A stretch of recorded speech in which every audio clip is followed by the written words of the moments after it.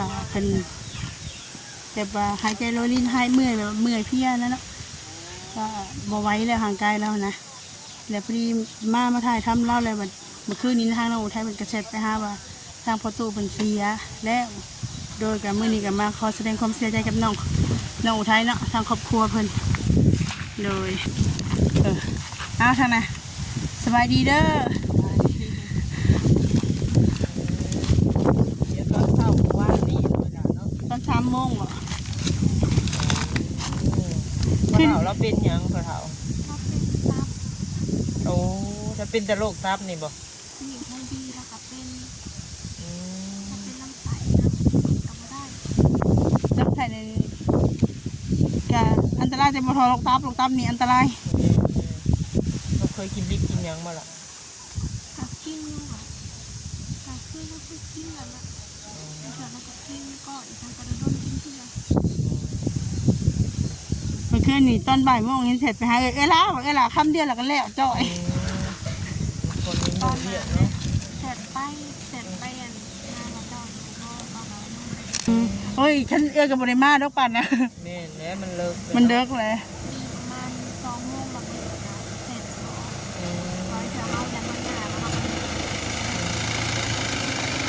พ่อถ้าเดิกเลยกับบุกล้ามาดอกกูเดียว ได้ไปปิ้นปัวใช่ได้ล่ะ อันนี้กับพวงมอลาวอยากไป จะหาหมอตัวเดียวบ่ฮู้ว่าโรคตับแล้วบ่ปัวเลยคือว่านั่นน่ะ พอนะเขาจะไปไหนมาโรคตับต้องให้เขามีเงินกับบริหารได้ กันว่ามียาดียาหยัง บ่ ตาย เห็นทางแม่เพิ่นมาอยู่ทางผู้กายมีเงินแต่ก็รักษาโรคตับนี่บ่หาย นอกจากเอา มีแต่เตรียมใจ ใส่บ่ บ่ฮู้ มีแต่เตรียมใจให้ครอบครัวเตรียมใจนะค่ะถ้าเป็นโรคตับนะคือได้ยินเพิ่นว่านี่เนี่ยเนาะถ้าโรคตับนี่หายาก ก็เป็นจักเดือนนั่นล่ะ ปีหนึ่ง จะบ่เห็นปีหนึงเลยเราถ้าบ่เห็นเราคิดว่าสิปีหนึงเลยเด้ ตั้งแต่ตอนเห็ดบุญแล้วกะพอดีเดือน6เราก็เจ็บท้อง เป็นบุญไผ เห็ดบุญน้ำอ้ายเขาดิ โอ้ ตอนนั้นเราเจ็บอยู่เราก็เจ็บบ่แห้ง อืม บอกพาเราไปกวดตอนบ่แห้ง บ่ไปเราบ่มีเงินเราบ่อยากไป อืม จนเราเจ็บแห้งแล้วเราจะบอกว่าพาไปโรงหมอแน่เหรอ มาถามว่าเราไปตอนแรกๆอาจจะมีรักษาได้แบบนี้แต่คือเก่าแล้วเนาะสนวนเงินคำบ่มี เราก็เข้มแข็งอยู่แล้วประตูแล้ว โอ้คิดทีบหรอกค่ายนั้นค่ายนี้เห็นกันถักท้ายแล้วได้แล้วค่ะ ในมือได้โปรงเรานี่ล่ะ เอาหมวนคาน แม่นอะไรเพราะว่ามื้อนี้มันถิดเด้ อืม ถ้าพอดมันถิดก็เป็นวันค้านหมดแหละ เป็นมือวันคานถึงโปรงเนาะ มาแสดงความเสียใจมาให้กำลังใจทางน้องอุทัยเพิ่นเนาะครอบครัวเพิ่นสูญเสียไป2 คนเลยเนาะ แสดงความเสียใจน้ำเด้อน้องไทยวัดผู้หนึ่งแล้วก็ผู้หนึ่งเนาะล่ะความหันบัดอันละบ้าวบอกคุณลุง ลุงเพิ่น เสียบ่โดนแบบบัดพอเฒ่าล้ม ลุง มีแต่แนวเนาะ ก็ ฉะนั้ เฮ็ น ดแล้วได้เดือนหนึง อืมหรือว่าเราเจ็บก่อนหน้านั้นหรือว่าบ่พากันไปตรวจซื่อ เราเจ็บจะโดนได้ ไปโดนแต่ว่าเราบ่อยากไป โอ้เราบ่บอกลูกบอกหลานนั่นนี่เนาะ แล้วตอนที่ว่ามื้อไอ้ลุงเราเสียกันแล้วก็นอนในห้องเราเจ็บอยู่ได้เราโซอยู่ตอนนั้นก็ ตอนนั้นเราเจ็บเป็นไงตอนเราเป็นแต่โดนแล้วแต่ว่าตอนบ่ทันแห้งเราเจ็บพอไปได้อยู่แล้วกับบ่ไปแล้วนะบอกให้ไปแล้วว่าบ่เราบ่มีเงินไปเฮ็ดหยังเรา อืมเจ้าก็บ่ได้เฮ็ดเวียกหยังบ่ซุมื้อนี้ล่ะ บ่ได้ไปกับบ่ได้ไปกับ จังหน่อยเราก็โทรนำเด้ โอ้เดี๋ยวเป็นห่วงหลาน มันเป็นห่วงเนาะมันไปนี่ก็มีแต่อุทัยดิ พาไปเนาะ ก็คือเฮานี่แหละเห็นบ่แม่ไปหันไปนี่กันถ้าว่าไปใกล้ๆแม่พาไปก็โทร แล้ว ทำ ก็ โทร พาย่างพาไปนะ แม่น เด็กขับรถเป็น ช่วงนะเฮาก็เฮ็ดเวียกอยู่ได้ประมาณ5 เดือน 6 เดือนแล้วก็เฒ่าเป็น อืม ไม่เฒ่าก็เลยให้ออกว่าบ่มีไผ โทรศัพท์ก็บ่มีเด้เอาไปก็เพื่อเฮามาแต่เวียกก็8 โมง 9 โมงคืนโอนำ โอ้ เป็นเฮ็ดอยู่ตลาดโลกเด้ เมา นั่นตลาดโลก ก็ได้เยอะเนาะ ได้เงินเดือนแล้วก็มันก็ไม่ออกเงินเวลาออกนะกับบุญพายุเพื่อนนี่แหละคนกันนาเดียว ยังจะคนบาทในเฮือน ยังกับ4 คนหาคนทั้งคนหน่อยแล้วกูมา เอาผู้ใดน่ะ น้องเรา น้องหลาเขา มากับแม่ตอนนั้นเด้สนวน เป็นบ่ แม่เราก็เป็นโรคหัวใจเลยคือว่าแม่นบ่ อยู่ไสสามี อยู่ไทยเด้มื้อน่ะมาอันปลาปองศพลุงเราก็ยังมาอยู่ เดี๋ยวเราบ่ได้มาบ่ตอนนี้ บ่ได้มากับบ่มีเงินรักษาอยู่ทางเพิ่นกับ โอ้ เราอันแม่ตู้หันว่าอยากให้เรามาอยู่ที่อยู่นี่เหมือนกันแต่เราว่ามาอยู่ในได้มารักษาในได้อยู่ผู้เขาบ่ได้เสียเงินเนาะเทียกับบ่ร้ายนะเพราะเขามีใบอหยังก็ประกันสังคมอหยังอะไรอยู่ผู้ค่ะมันมาพี่มันมาก้อนๆกันอยู่นี่มันก็มันบ่เราก็เลยบ่อยากมากันนะเด้ลูกน้องเรา น้องมีเวียกมีเวทอ่ะ เอากระเจรถมียังใส่ภาษาใบอีกยกมือสบายดีนะบักฮัมเอา นางท นางทำล่ะ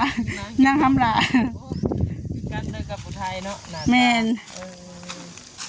ไปซื้อ เป็นบ่าวแล้วบัด กินข้าวแล้วว่าจะฮะ กินแล้วกินก่อน จอยเนาะน้องไทยกัน นึกว่างอก นึกว่าเถ่าเลยเมื่อวานนี้นั่งกินตะมะหุงน้ำกันอยู่นะเหรอลมอยู่เพื่อนน้องเมย์ โอ้ ตำเพชรแต่เขากินคำหนึ่งแล้วคำที่สองเข้าไปเลย แล้วจะนั่งทำไง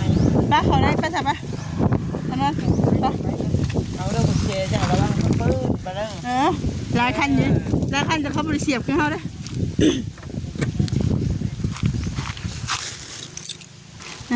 ถ้าพ่อแม่พี่น้องเขาไปข้างในก่อนเนาะจะพากันมาเยี่ยมเราเมื่อวานนี้เป็นมื้อนี้เขาจะไปแล้วพ่อแม่พี่น้องเลย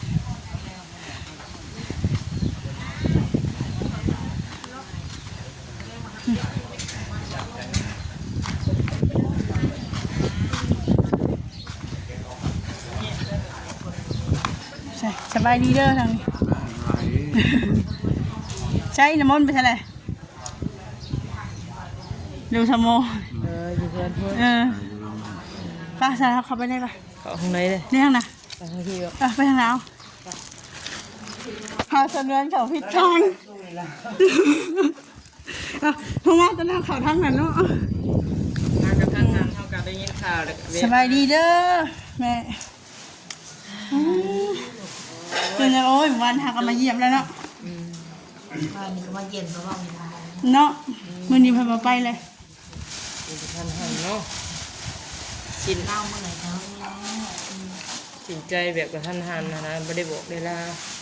ปากก็ไม่ได้ได้ว่าจะงานแต่ปากก็ได้ด้วยดูนั่นได้ทำเขาที่จะอ้าปากตรงก็ได้ถึงจะมาเนี่ยจะเมื่อไรได้หนึ่งนะครับ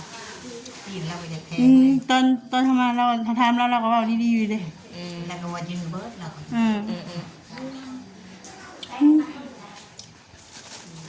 ไปกินถึงสุกเด้อบ่เฒ่าเด้อบ่ต้องห่วงถึงเนาะ สุดแล้ว ไปบ่ให้ข้ามาบ่ให้ขอ เรื่องปัญญาลูกค้ากันนะพอได้ได้โชคนะ ท้องเราไผ่ได้ท้องเราแข็งในเมื่อวานนะเฮ้ย โชคแล้วนั้นแข็งอยู่บ่ได้ลุงจังดี แข็งได้คือแบบทอนไม้ ปัจจัยขาดและแห้งใหญ่ขึ้น โอ้ จนสวดขึ้นปัจจัยขาดเลยนะ โพงมันยังเนาะบริมียังในเป็นตัวเฮากับมาแบบกับทันหัน แบบเฮาเสร็จบอกสนวนเด้อ แม่นเฮาก็ได้ยินข่าวเป็นยุตนแล้ว เฮ้ยฮอดในเทิงเด้อนางหนามากินทานน้ำยา เขาไปปัดเด้ครอบครัว ในปัดนั่นแหละอันเที่ยวเพิ่นมันได้เราของมึง พอผู้ จะพูดนะ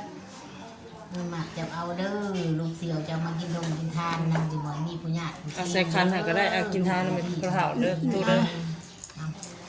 จะกินทาน นางล้วนหา10,000หูเอาเสือแหละหนุ่มเสือเจ้าเนี่ย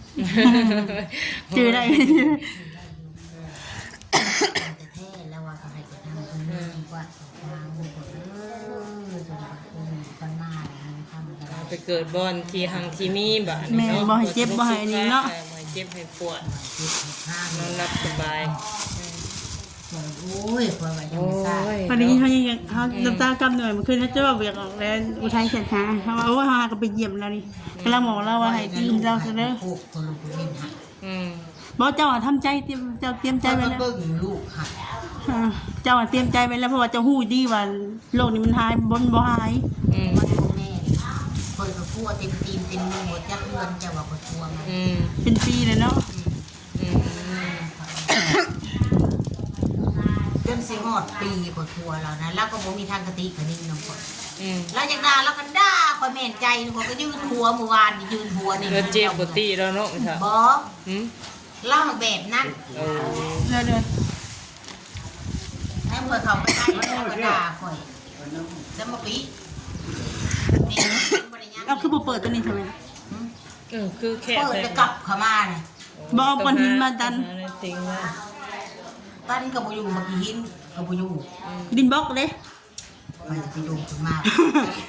คอยมวยลูกนะคอยมวยหุ่งละเอ้ยว้าวลายคิดด้วยในเหมือนตะเวนต้องให้คิดต้องให้คิด อ๋อแต่ความว่าแล้วแหละตะเวนแรก เนาะเวลาขี่รถถีบแล้วก็ชื่อชายพราวดีกว่า ขี้องค์